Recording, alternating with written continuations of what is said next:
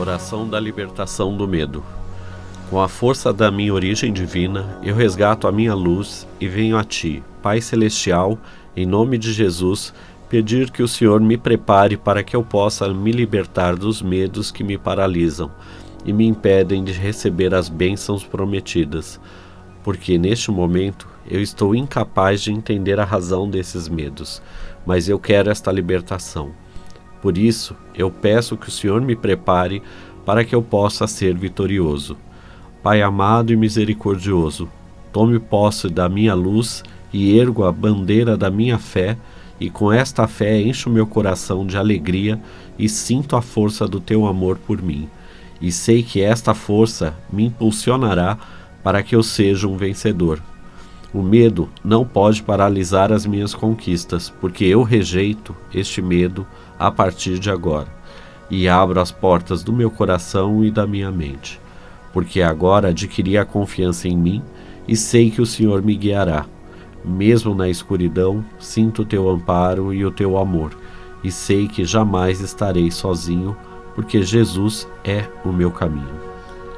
Olá, Cleusa. Olá, Marcos, e é mesmo, né? Então, se a gente confia, Ele está sempre nos guiando. Por isso como as parábolas das pegadas na areia, né? É que nem Ele fala também. Conheças a verdade vos libertará. Eu sou o caminho, a verdade e a vida, né? Então, quem é a verdade? A verdade é a vida. Que muitas vezes é mal traduzido, né? Aí a pessoa fala que Jesus é tudo, né? Então joga tudo nas costas dele, né? Então ele diz que ele é o caminho. Então o caminho ele já indica. Agora, quem quer descobrir a verdade tem que viver. Porque se você não viver, como que você vai saber das coisas? Exatamente. Você quer descobrir alguma coisa, você tem que experimentar. Você tem que vivenciar, né? Porque a Terra não é um hospital, escola. Então, você veio aqui para aprender, para se curar. E se não tiver lições, se não tiver provas, se não tiver dor, como que você vai vivenciar isso, né? E a melhor forma da gente experimentar esses sentimentos é o quê? É um relacionamento? É uma família? Né? Porque assim, se a gente pegar naquele livro lá do Poder versus Forças, do David Hawkins, então ele fala que abaixo de 200, é autodestruição. A gente vai se destruindo. Acima já é ascensão. E também você pega aquela pirâmide de Maslow, que é da administração, então ali diz os caminhos que você tem que fazer. Então, saciado as necessidades materiais, nós temos que aprender as necessidades de relacionamento. São as necessidades sociais. Sim, sociais, familiar, o afetivo conjugal, o afetivo sexual. Então, tudo é relacionamento. Então, ali você vai criando laços, né? E muitas vezes na constelação, o que eu vejo quando entra no núcleo do relacionamento? As pessoas enlaçadas, algemadas. Então, almas que ficou prisioneira da outra por não saber entender, por não saber perdoar, por guardar ressentimento, raiva. Então, tudo isso... Posse, né?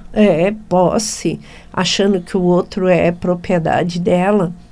E até comete o crime passional, que hoje você vê, tá na mídia, né? Está sendo muito divulgado, porque assim, hoje é uma coisa absurda, nos dias de hoje, você ter esse tipo de comportamento, né? É meio bicho, né? Antigamente também tinha bastante, é que a gente não sabia, né? Não se divulgava tanto. Não se divulgava. Então, assim, o crime passional faz com que aquelas duas almas fiquem algemadas, ficam presas, porque aquele laço de ódio que levou aquilo não se desfaz lá, tem que vir se desfazer na matéria. Ou seja, ele precisa reencarnar novamente, passar por uma outra situação para tentar E às resolver. vezes com a mesma pessoa. Às vezes aquela pessoa vem como mulher mesmo, ou como marido, ou vem como filho, ou vem como mãe, pai, como né? pai. Então, alguma importância vai ter naquela reencarnação futura daquela pessoa.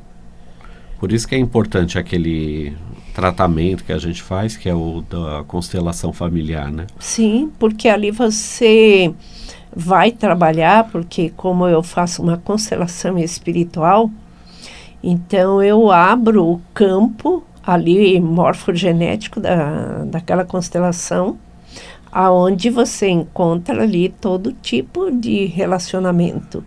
E muitas vezes você vê ali muitas almas entrelaçadas, almas algemadas, os fragmentos de alma, que isso é muito importante e gritante que seja reunidos esses fragmentos.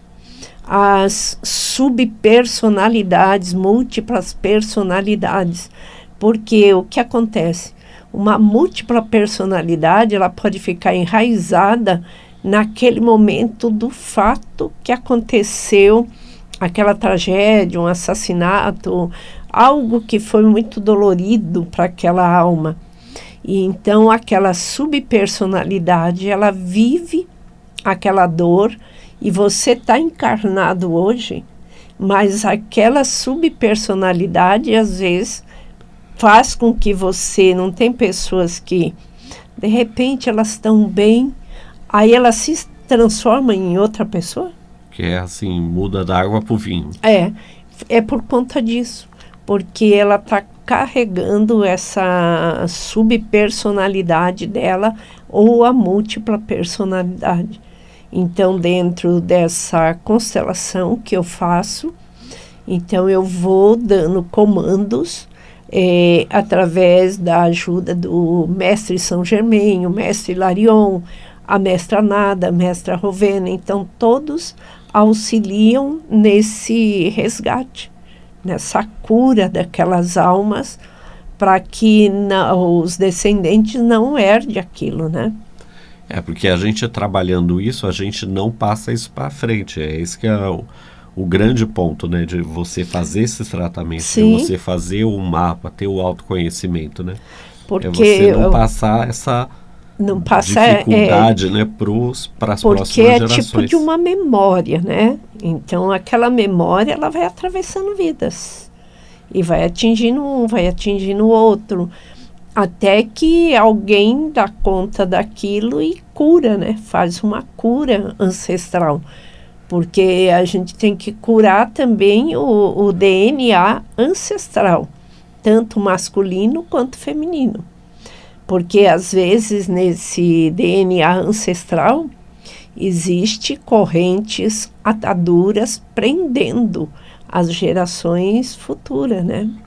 Então é isso que tem que ser trabalhado. E é engraçado porque a gente ouve muito falar de livre-arbítrio, né, que as pessoas querem saber, né, despertar da consciência. Só Sim. que isso são decisões que a gente tem que tomar a partir da nossa vida, né, a partir do agora. A partir do seu eixo, né? Então, assim... Então você pode escolher continuar nesse padrão familiar horrível, né? Sim. Ou fazer um tratamento para mudar. Porque, assim, o que é o livre-arbítrio? Até tem um vídeo do Vital Froze que ele explica muito bem o que é o livre-arbítrio.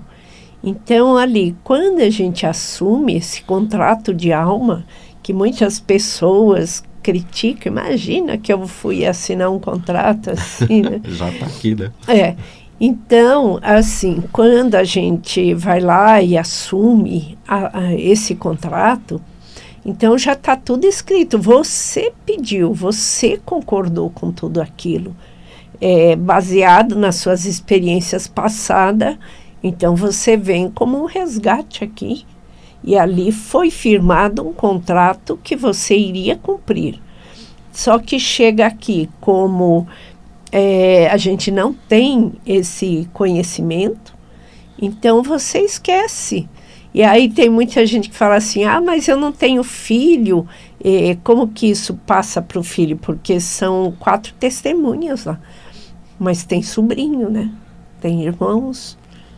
E é engraçado que, assim, esse apagamento que a gente recebe, ele é, assim, definitivo para a gente, mas a informação ainda continua lá. Sim, Para quem trabalha com computador, com essas coisas, quando você apaga uma informação de um disco, ou de um pendrive, ou alguma coisa, esse apagamento ele é uma camada.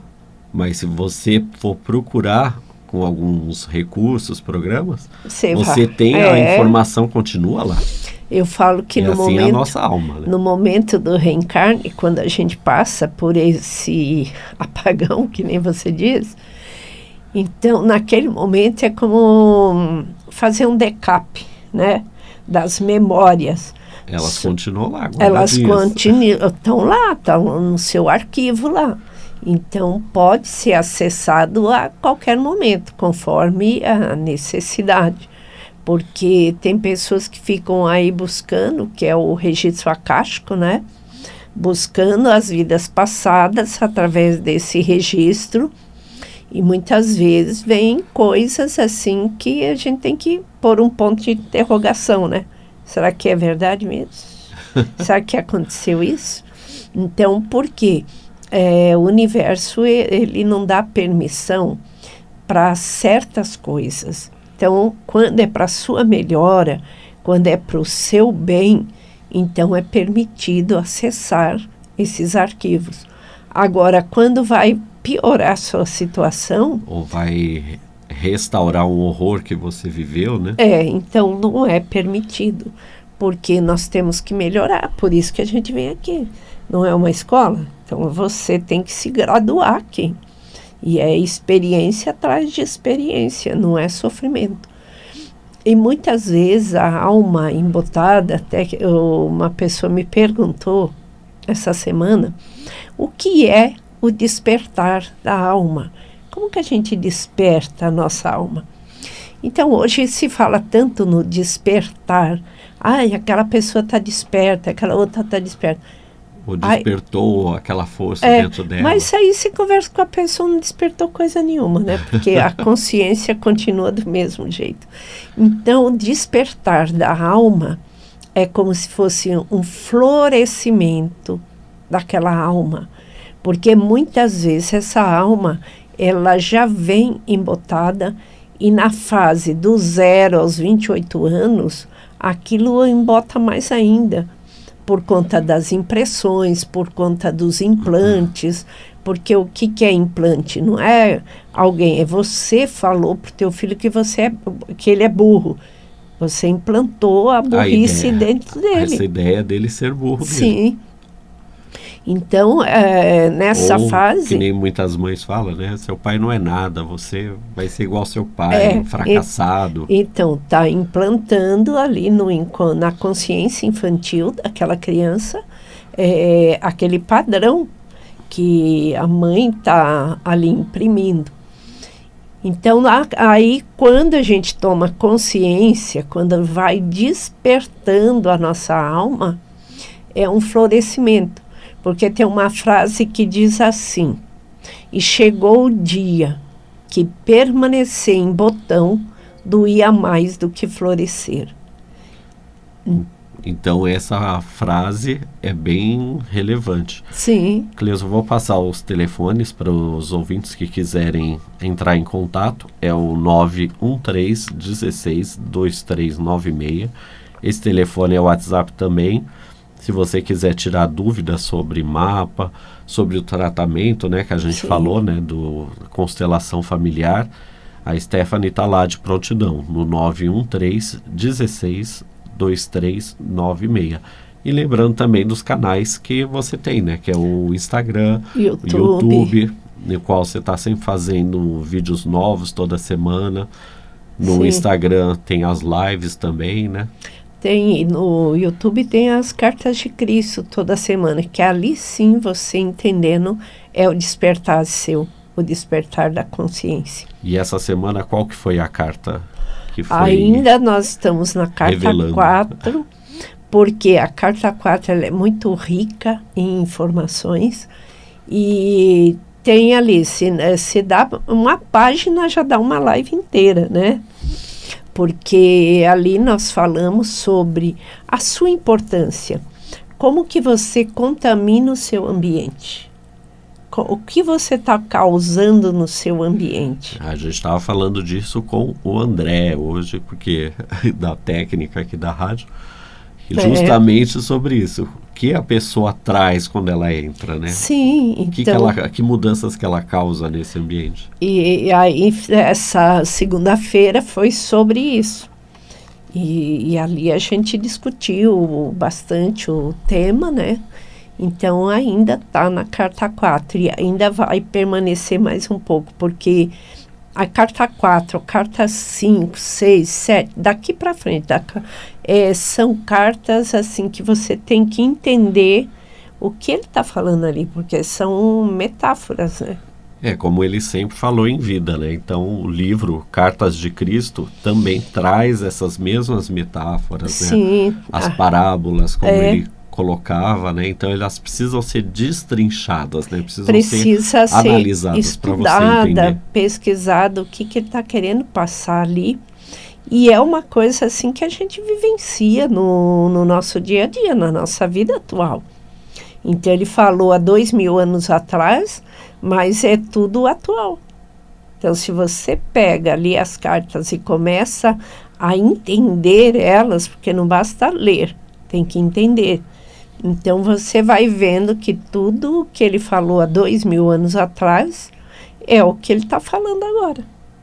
Então, ele está só reforçando uma mensagem que a gente não compreendeu, é isso?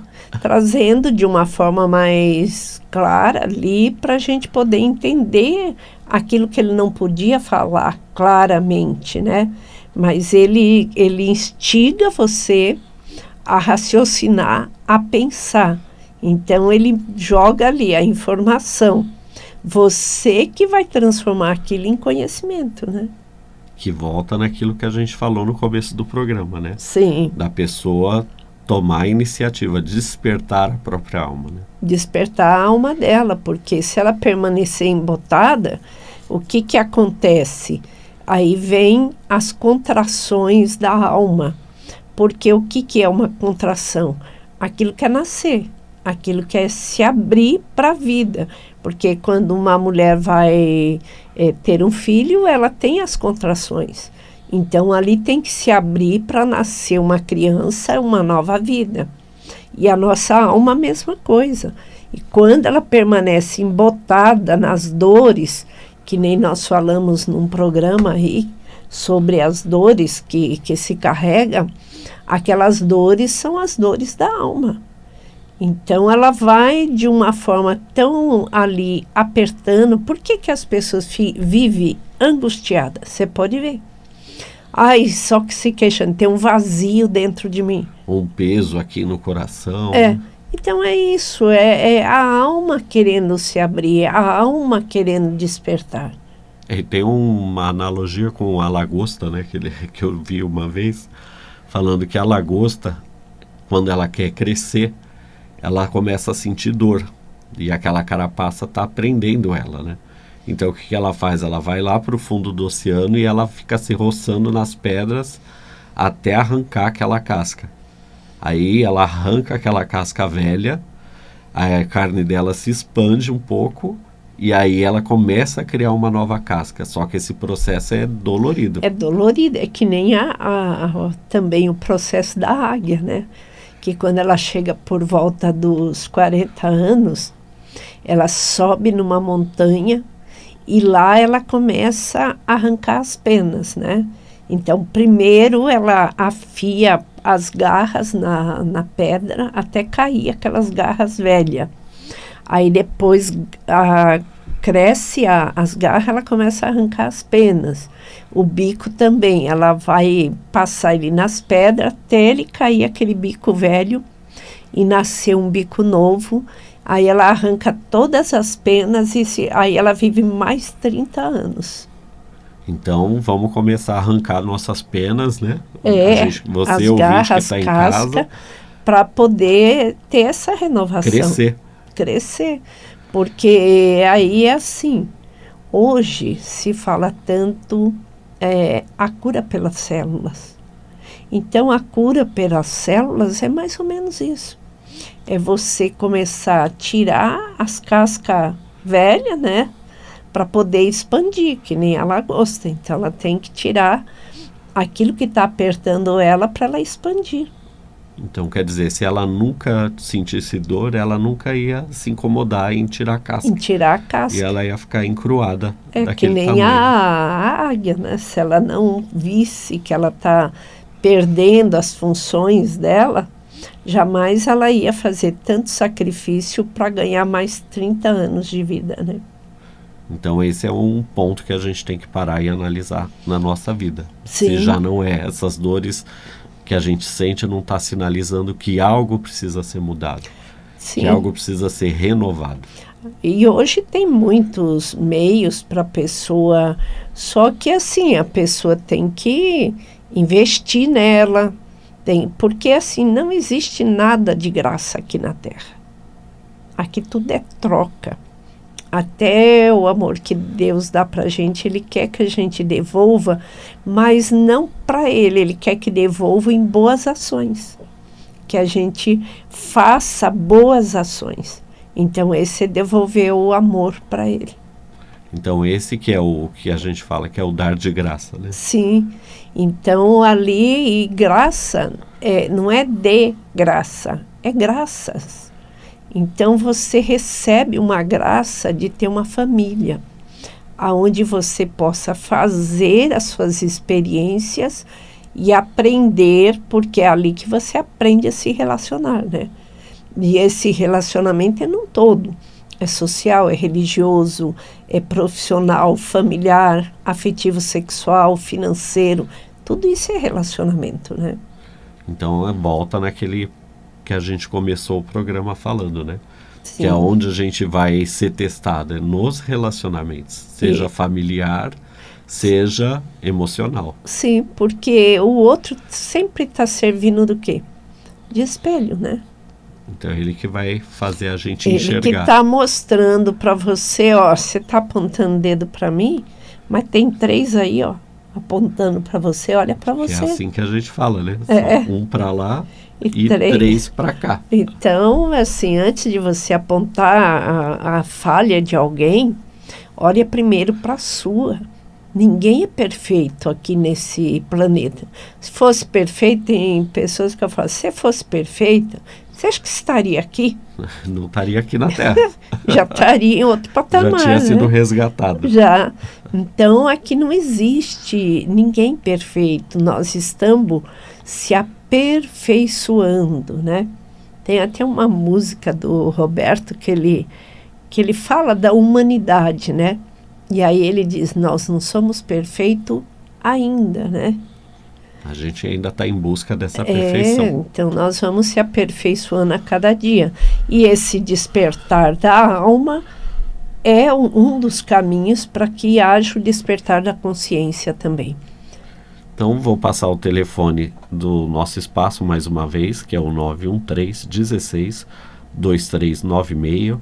Entre em contato conosco, com a Stephanie, para saber de mapa numerológico, para saber dos tratamentos que a gente oferece. Tem a terapia quântica, tem a constelação familiar, tem a apometria, né? Florais, reiki, tem tudo isso.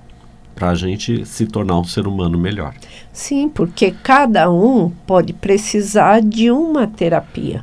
Às vezes aquela terapia que é para você pode não ser para o outro. E eu tenho 3 terapias numa só, que é a criança interior, constelação e a terapia quântica. Então, nosso programa chega ao final, né, Cleusa? Sim. Desejamos uma boa semana a todos os ouvintes. E que Deus abençoe a todos. Gratidão, André. Até a próxima.